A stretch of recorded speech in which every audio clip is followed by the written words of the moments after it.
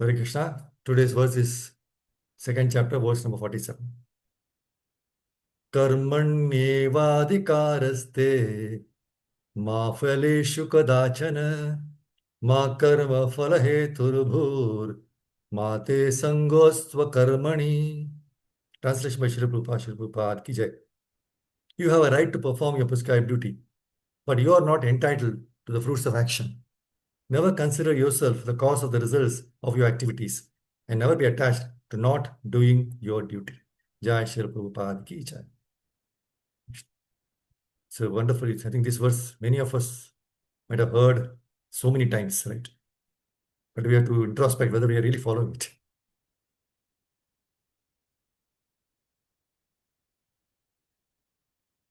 See, there are three considerations here as given in the purport by Prabhupada.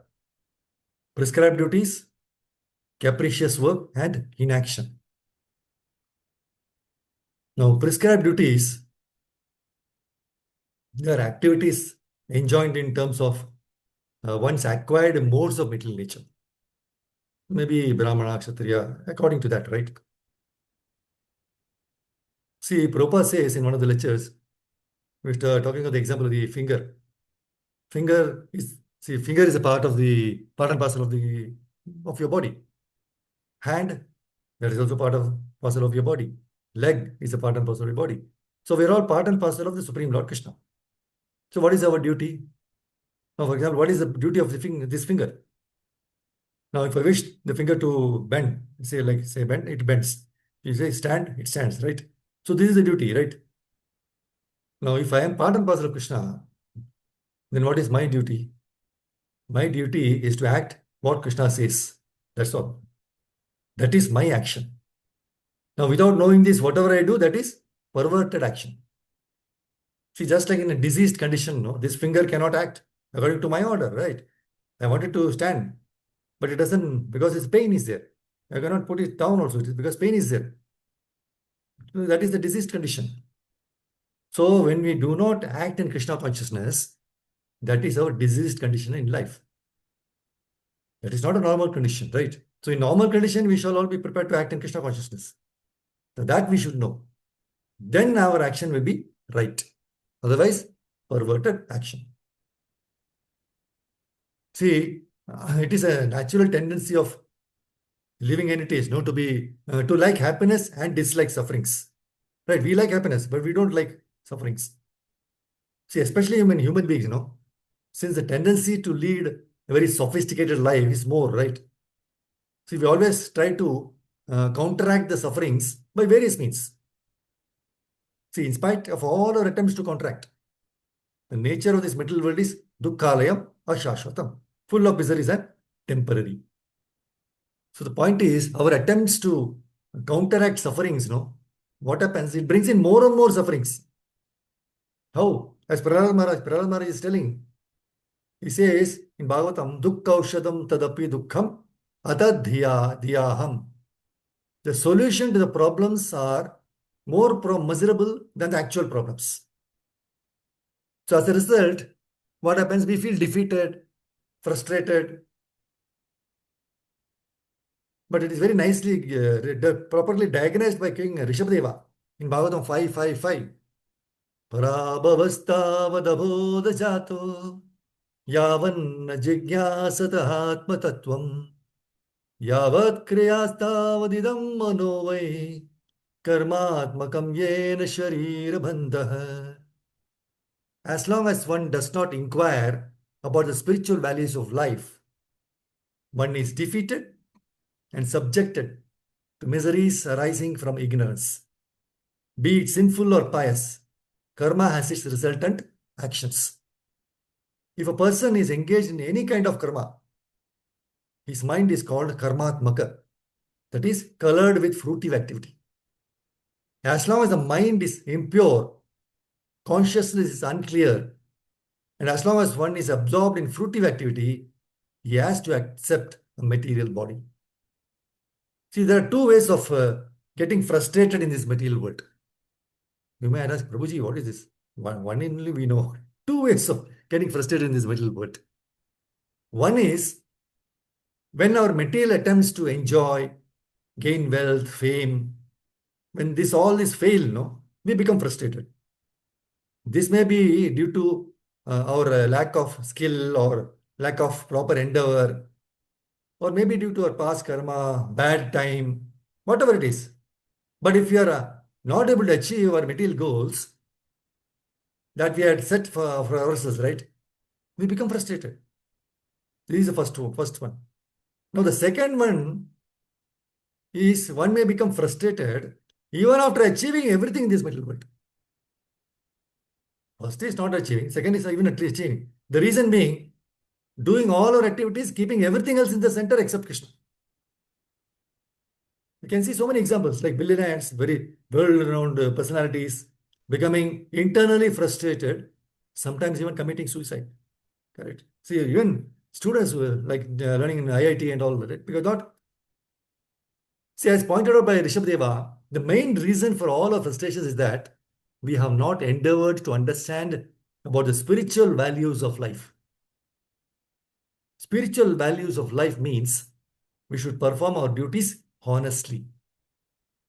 See, when we get frustrated, we may resort to different means of counteracting the feelings, right, of the distress.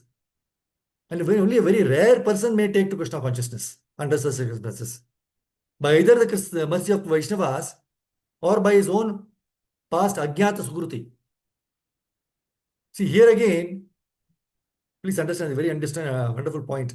If we had taken to Krishna consciousness, okay, after endeavoring honestly in doing our prescribed duties, and still in the event we got frustrated, we may not be able to see so many hurdles in the process of Krishna consciousness. Why? Because our attempt to live in this world was through hard work and honesty. In fact, spiritual life needs more hard work and honesty than material life.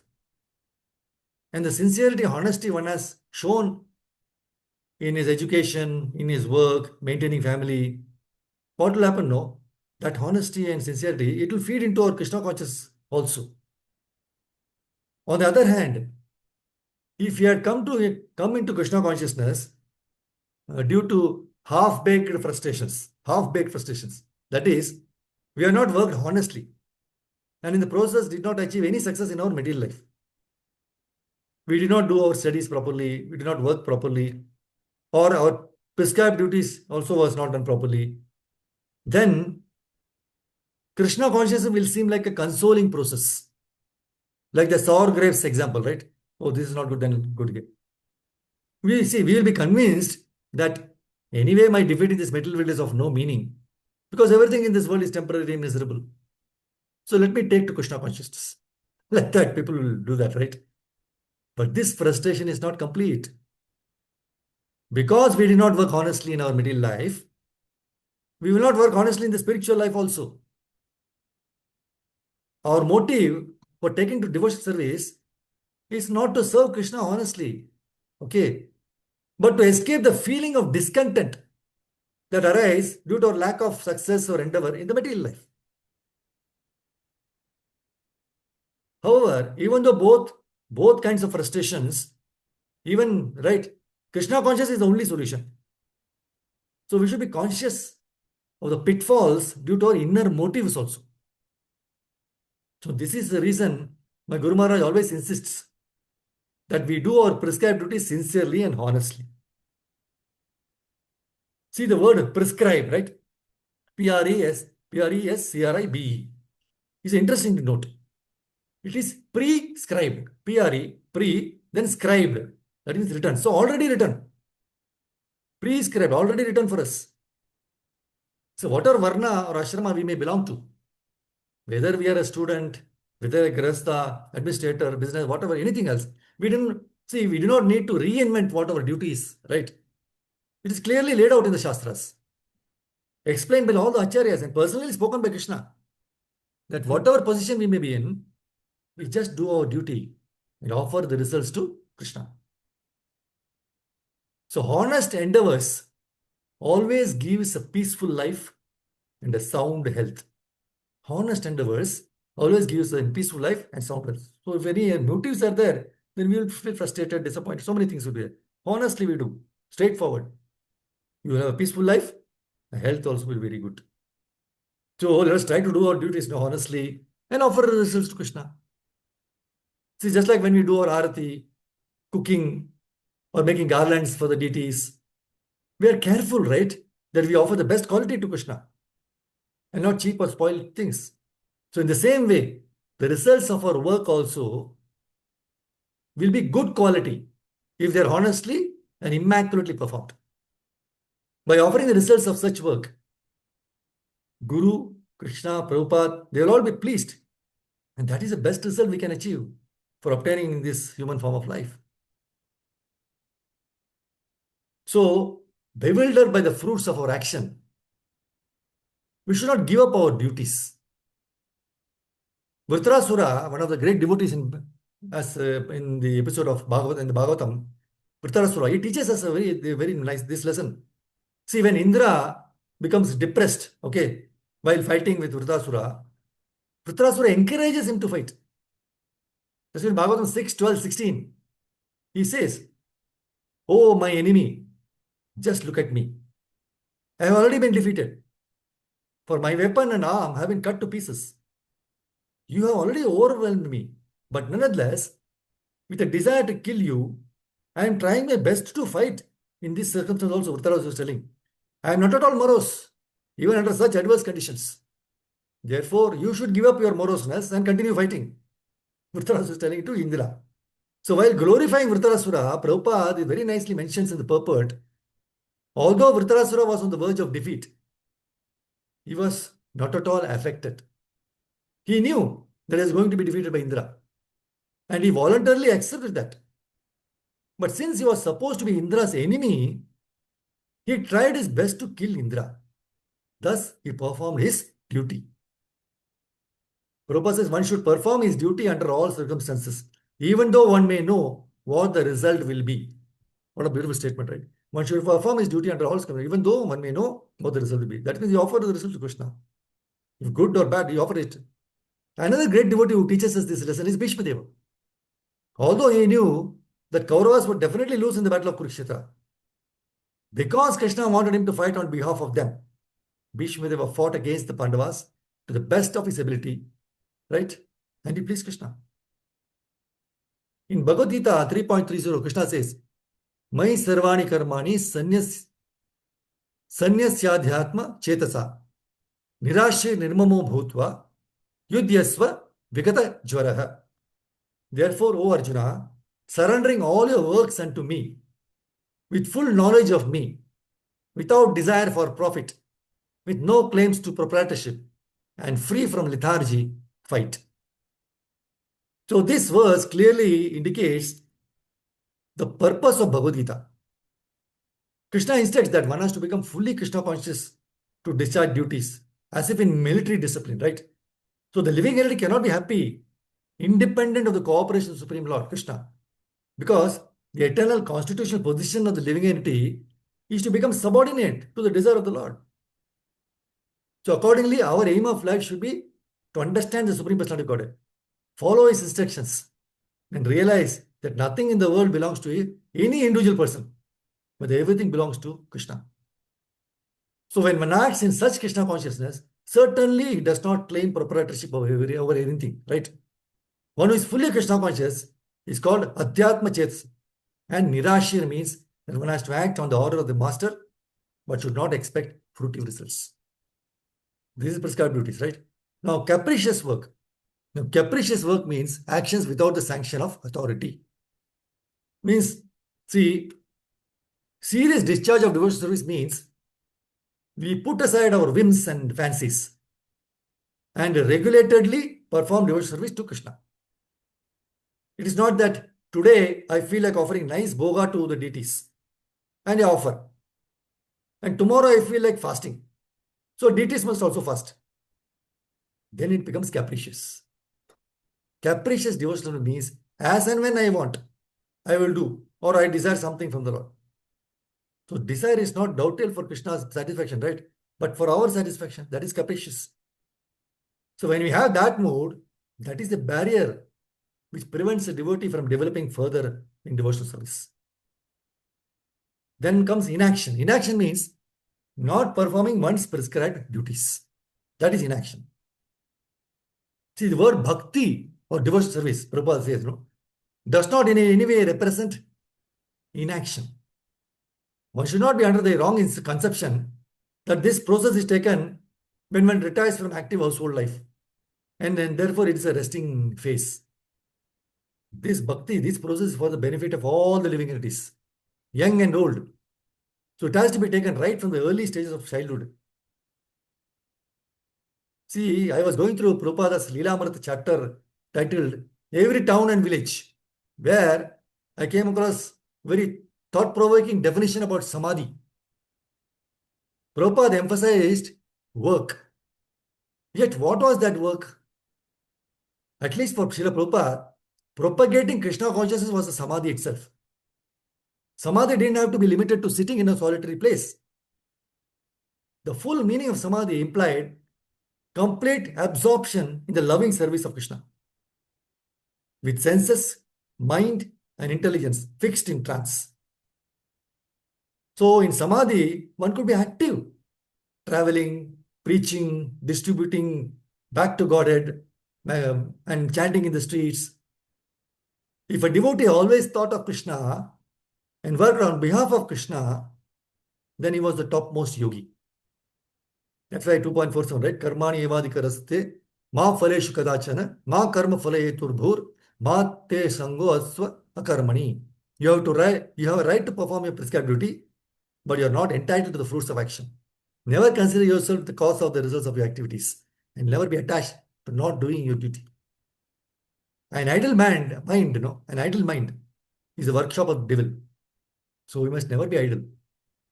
We should perform our prescribed duties carefully for Krishna's pleasure, and thus realize the real meaning of samadhi. So while instructing his disciples about the importance of doing work in Krishna consciousness, Prabhupada said, sometimes a Vaishnava is criticized as doing nothing. But Arjuna and Hanuman are Vaishnava warriors. So we must take inspirations from such great souls and always remain active and enthusiastic in performing our service. See, Krishna advised in the purport of this verse 2.47, no? Prabhupada says, the Lord advised that Arjuna not be inactive, but that he perform his prescribed duty without being attached to the result. One who is attached to the result of his work is also the cause of action. Thus, he is the enjoyer or sufferer of the result of such actions. Prabhupada says, as far as prescribed duties are concerned, they can be fitted into three subdivisions, like namely routine work, emergency work, and desired activities. So routine work performed as an obligation in terms of scriptural injunctions, without desire for results, is action in the mode of goodness. So without accepting you're doing, the mode of goodness, getting up for Mangalarti, doing right, or chanting in the morning. So work with results becomes cause of bondage. Therefore, such work is not auspicious. Everyone has his proprietary right in regard to the prescribed duties, but should act without attachment to the result. Such disinterested obligated duties doubtlessly lead one to the path of liberation. Arjuna was therefore advised by the Lord to fight as a matter of duty without attachment to the result. So Arjuna's non-participation in the battle is another side of attachment. Such attachment never leads one to the path of salvation. Any attachment, positive or negative, is cause for bondage. And Prabhupada says inaction is sinful. Therefore, fighting as a matter of duty was the only auspicious path of salvation for Arjuna. The general mass, right, has to be given simple and basic solution to their problems. Everybody we should give them solution, but basic solution. Otherwise, see, their complicated life will become even more complicated. So in order to help them progress gradually towards the final goal of this spiritual progress, right, we should recommend a practical, implementable solution. Srila Prabhupada's purports are perfect to the general mass for their suffering, They are suffering because want of solution to their problems. Just Prabhupada's purport will give that solution. In the purport of Bhagavatam 2.136, Prabhupada gives both the cause of the disharmony between two living beings, as well as the solution for the same. What does he say in this purport? Prabhupada says, disruption in the matter of discharging the specific duty assigned to each and every living being is the cause of disharmony between one living being and another. But when the relation is re-established in relation with the Supreme Lord, there is complete unity between all living beings, even up to the limit of the wild animals and human society. So this golden verse of Prabhupada reveals the problem in 4 Ds, 4D, right? Alphabet D, 4 Ds. He says disruption in discharge. First D is disruption. In discharge of duty leads to disharmony. Disruption, discharge, duty, disharmony. The first is the D, duty. First one we spoke. See, Srila Prabhupada, he further deeper into this word as specific duty assigned to each and every living being. Specific duty. See, we all have some specific duty assigned to us, either to our superiors, like in the office or in the college as students, through progressive duties in life, right? In family as husband, wife, father, mother. So we need to stick to what is assigned to us and not focus on what is not assigned to us. Don't focus on that. That's why in Bhagavad Gita 18.47, Krishna says, it is better to engage in one's own occupation, even though one may perform it imperfectly, than to accept another's occupation and perform it perfectly. Duties prescribed according to one's nature are never affected by sinful reactions. First was duty, right? The second and third is D is discharge, and the third D is disruption. See, when there is a duty, we have to discharge it on time. We should not keep it safely with us. Correct? Duty is safe when it is discharged, not when it is not done, when it is left undone. Procrastination is the thief of time. Procrastination is what is procrastination? Kal karenge, tomorrow. That is procrastination. Krishna advises strongly against this bad habit. See, there should not be any disruption in the discharge of our duty. Krishna says in Bhagavad Gita 3.8, Niyatam kuru karmatvam karma jayo hyakarmanaha sharira yatra pichate na prasiddhyed akarmanaha. Perform your prescribed duty. For doing so is better than not working.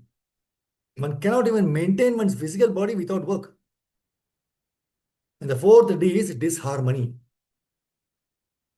So when these 3 Ds combine together, duty, right, discharge and disruption, when these combine together, it leads to the fourth D, which is disharmony. Disharmony between living beings. And this is most commonly seen everywhere. See, if our boss at work gives us some job to do, and if we do not do it on time properly, then he is going to be displeased. Also, the other dependent workers' activities also get disturbed. So what happens? This leads to disharmony.